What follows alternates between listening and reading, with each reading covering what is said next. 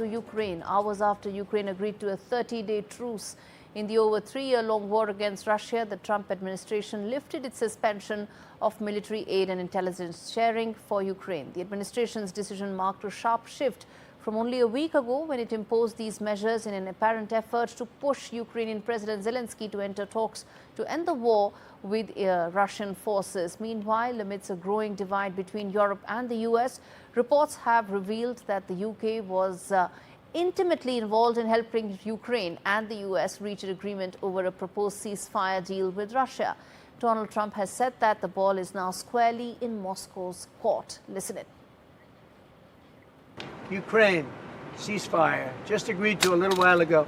Now we have to go to Russia and hopefully President Putin will agree to that also, and we can get this show on the road. We can get this horrible war where 2,000-3,000 soldiers a week, every week, 2,000, 3,000, 4,000 sometimes. I get the reports, and they're not American soldiers. They're Ukrainian and they're Russian.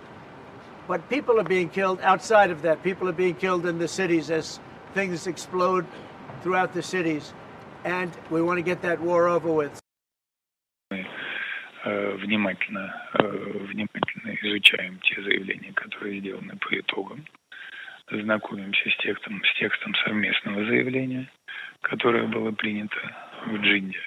Вы забегаете чуть-чуть вперед. Мы не хотим этого делать. Вчера, общаясь с прессой, и Рубио, и Волц заявили, что по различным каналам они передадут нам детальную информацию о сути состоявшихся разговоров в Джинде.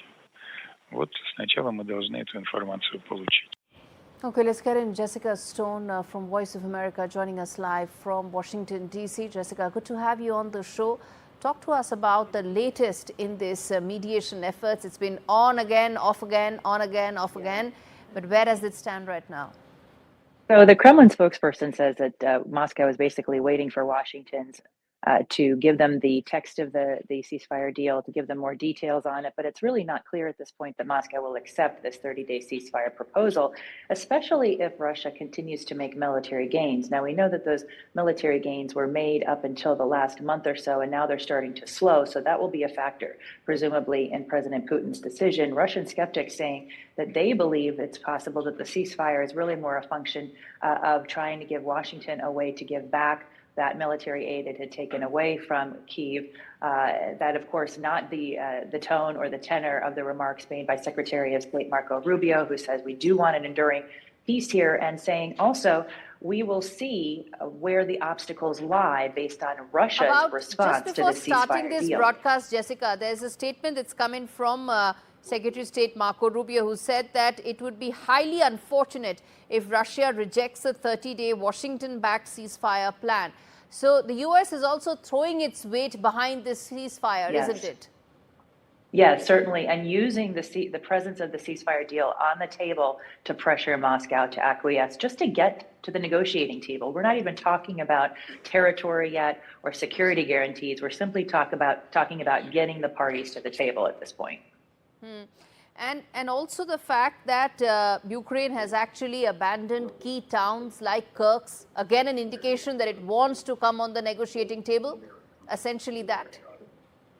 Well, certainly Ukraine has made it clear that they do want to get back to the negotiating table. They've certainly lost a lot of support from the U.S. in terms of that military aid and the intelligence gathering. That has now been restored, but they want security guarantees, and that's where we're seeing the European leaders come in. And Jessica, finally, as things stand right now, we know how it's looking like. There is a ceasefire proposal on the table, but both sides have their conditions. What does it look like from the Trump administration side? That is this the only deal on the table? Are they willing to negotiate? Because, as I said, there's just been so many ifs and buts and on and off again in this that one doesn't know where it's going.